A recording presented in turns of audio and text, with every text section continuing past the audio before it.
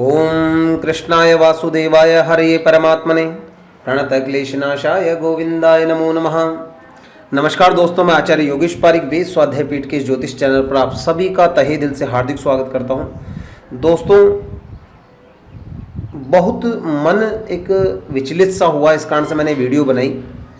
क्योंकि कई बार क्या होता है कि हम सब कुछ अच्छा करते रहते हैं, सब कुछ अनुकूलता के लिए करते रहते हैं, लेकिन कई वीडियोस मैंने देखी कि उसके अंदर लिखा हुआ है कि 5 जून 2020 को होगा चंद्र ग्रहण। तो मन बड़ा दुख हुआ मन में, और मन बड़ा व्याकुल हुआ। तो मन ने मैंने प्रयास करा कि देखा जाए कि वास्तविकता में 5 जून का जो ग्रहण नहीं दिया हुआ है, क्या वह वास्तविकता में है, या ज़बरदस्ती इसे एक पॉपुलर करा जा रहा है कि अपनी सिर्फ एक छवि बनाने के लिए कि हम कैमरे के सामने दिखें, हमारी छवि अच्छी हो, हमारी वीडियो को अधिक से अधिक सब्सक्राइब करा जाए और अधिक से अधिक इसे शेयर करा जाए। क्या लोग इसी वीडियो के अंदर लगे हुए हैं? क्यों एक मजाक उड़ाया जा रहा है हमारे शास्त्रों का, क्यों हंसी उड़ाई जा रही है इसकी, जिसके लिए कि हर व्यक्ति के मन के अंदर जो एक श्रद्धा होती है, ज्योतिष सीखने की इच्छा होती है, उसका बड़ा दुरुपयोग हो जाता है। दोस्तों जब कई जगह लगता है हमें कि हाँ, इसकी जैसे कई लोगों ने कहा कि 5 जून 2020 को चंद्र ग्रहण है, और कई लोगों ने कहा कि इसका इतने बज के इतने मिनट पर चंद्र ग्रहण होगा और होकर के 12 राशियों का इस प्रकार प्रभाव पड़ेगा, 12 राशियों का इस प्रकार असर पड़ेगा। क्या वास्तविकता में सत्य है कि कोई चीज़ नहीं हो तो उसको भी इंगित करी जाए, उसे भी परिभाषित करा जाए, उसे भी बताया जाए? सिर्फ ये इसी कारण से कि हमें 2 पैसे कमाने, क्या इसी कारण से कि लोग हमारे इस चैनल को सब्सक्राइब करें, क्या इसी कारण से हमें हमारे शास्त्रों को हास उड़ाना चाहिए, उपहास करना चाहिए? दोस्तों, इन्हीं चीज़ों का खंडन करते हुए मैंने ये वीडियो बनाया कि देखिए 5 जून 2020 को चंद्र ग्रहण का लिखा हुआ है कि चंद्र ग्रहण होगा या नहीं होगा। तो उसके लिए आज मैं इस वीडियो को लेकर आया हूँ। दोस्तों देखिए, 5 जून 2020 को क्या चंद्र ग्रहण होगा? कुछ हमारे प्रश्न मन में उठ रहे हैं। क्या इसका सूतक लगेगा? क्या ये भारत में दिखाई देगा? माध्य चंद्र ग्रहण क्या होता है? इसमें किसी प्रकार का असर होगा या नहीं होगा? क्या चंद्र ग्रहण पर राहु की छाया पड़ेगी या नहीं पड़ेगी? क्या होता है माध्य चंद्र ग्रहण? देखिए, मैं आपको बताना चाहूँगा कि जो इस चंद्र ग्रहण का जो विषय चल रहा है, ये दिनांक 5 जून 2020 को है, और मैं आपको स्पष्ट अक्षरों में बता दूं कि चंद्र ग्रहण इस दिन नहीं होगा। इस दिन नहीं होगा, ना ही इस दिन सूतक लगेगा, ना ही इस दिन चंद्र ग्रहण होगा, ना ही किसी प्रकार का सूतक लगेगा, और ना ही ये भारत में दिखेगा। माध्य चंद्र ग्रहण क्या होता है, मैं इसके लिए बताना चाहूँगा। देखिए, माध्य जो चंद्र ग्रहण होता है, इस ग्रहण में सबसे पहले तो बताऊँगा कि सूतक नहीं लगता है। इस ग्रहण में पूजा पाठ आदि का कर्म हो सकता है, आदि के बारे में हम जानकारी, यानी कि आदि की ये सारी स्थितियाँ हो सकती है, और पूजा पाठ के अंदर हम दान पुण्य का भी हम कर सकते हैं।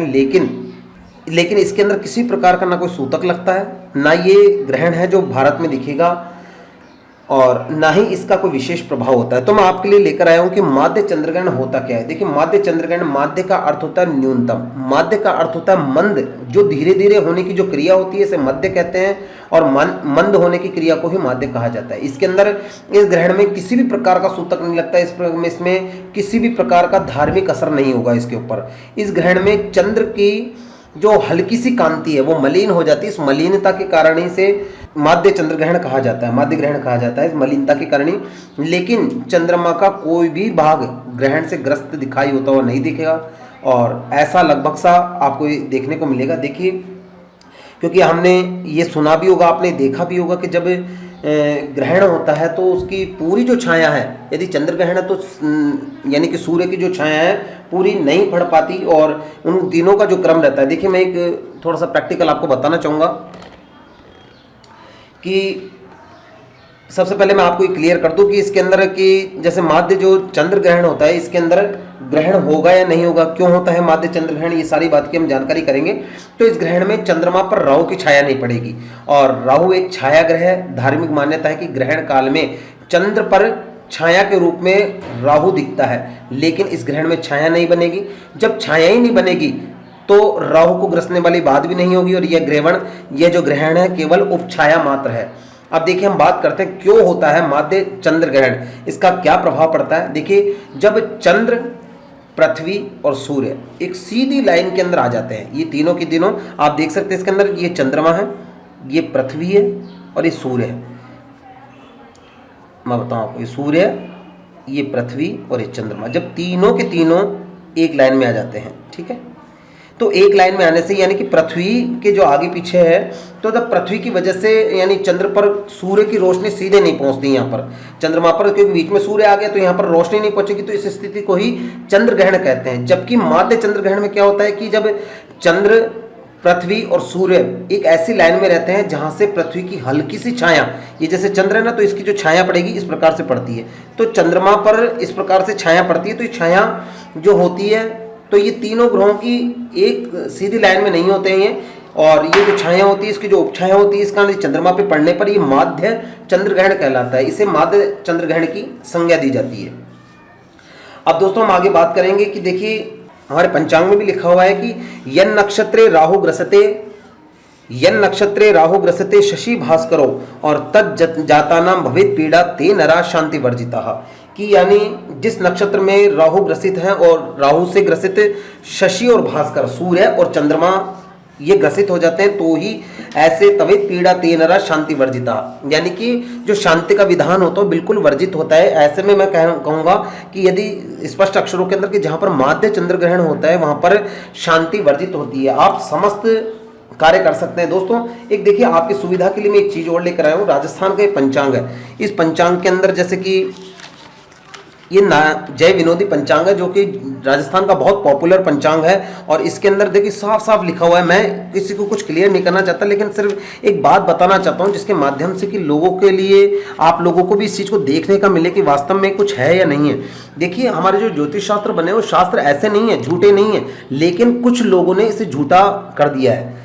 देखिए यहाँ पर साफ साफ लिखा हुआ है माध्य उपछाई चंद्र ग्रहण। यदि आपको स्पष्ट हो सकता है नहीं नजर आ रहा हो, लेकिन मैं पूरा प्रयास करूंगा कि देखिए यहाँ पर लिखा हुआ है ज्येष्ठ शुक्ल पूर्णिमा दिनांक 5-6 जून शुक्रवार को होने वाला ग्रहण भी धर्म शास्त्रीय व्यवस्था के लिए मान्य नहीं है। देखिए आपने दिखा है पर व्यवस्था के लिए मान्य नहीं है। यह ग्रहण भारत के अलावा एशिया व यूरोप के अधिकांश भागों, अफ्रीका, ऑस्ट्रेलिया, दक्षिण अमेरिका, हिंद महासागर, अटलांटिका और पैसिफिक महासागर में दिखाई देता है। भारत में यह ग्रहण 23-16 से 26-34 तक रहना है, क्योंकि अब माध्य ग्रहण है तो माध्य ग्रहण का प्रभाव कैसा रहेगा कैसा नहीं रहेगा, तो परंतु ग्रहण की मात्र छाया ही दिखाई देगी, अतः यह ग्रहण धर्मशास्त्रीय व्यवस्थाओं के लिए मान्य नहीं है। यानी कि हमारे धर्म शास्त्रों के अंदर इसे बिल्कुल भी मान्य नहीं कहा गया। दूसरा मैं आपको पंचांग दिखाना चाहूंगा। ये सब मैं आपको बता रहा हूँ कि राजस्थान के जो फेमस पंचांगों में से यह है जय मार्तंडेय पंचांग, जो कि जयपुर हिजाइनिश के द्वारा इसे ऑथोराइज किया गया है, और इसके अंदर भी देखिए साफ साफ लिखा हुआ है, देखिए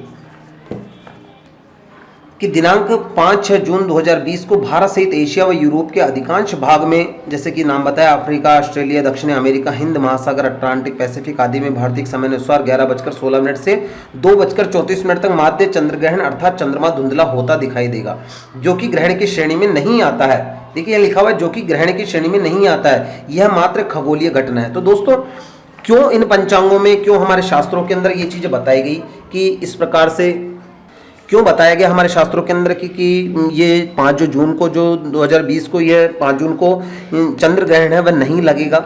देखिए हमने आपको हमारे शास्त्र सम्मत सारी चीज़ें भी समझाई। दोस्तों वो सब कार्य कर सकते हैं आप, दान पुण्य धर्म अर्चन वगैरह सब चीज़ें हम कर सकते हैं, ये सब है, लेकिन इसका हमारे धर्म से कोई रिलेटेड नहीं है। इसका हमारे धर्म पर, हमारे भारतवर्ष पर इसका बिल्कुल भी प्रभाव नहीं पड़ेगा। तो जिन लोगों को डराया जा रहा है कि नहीं आपको इस प्रकार से रहना है, गर्भवती स्त्रियों को इस चीज़ों का ध्यान रखना है, बड़े बूढ़ों को इस तरह का ध्यान रखना है, वृद्धों को इस तरह का ध्यान रखना है, रोगियों को इस तरह ध्यान रखना है, तो मैं आपको सिर्फ ये कहना चाहूँगा यह चंद्रग्रहण जो है माध्य चंद्र ग्रहण है, मलिन चंद्र ग्रहण है, इसका कोई हमारे से धर्मशास्त्र कोई रिलेशन नहीं है। यह सिर्फ एक तरीके से खगोलीय घटना है जिसका पूर्ण रूप से विवेचन किया गया है। तो आप लोगों को बिल्कुल भी डरने की जरूरत नहीं, बिल्कुल घबराने की जरूरत नहीं है।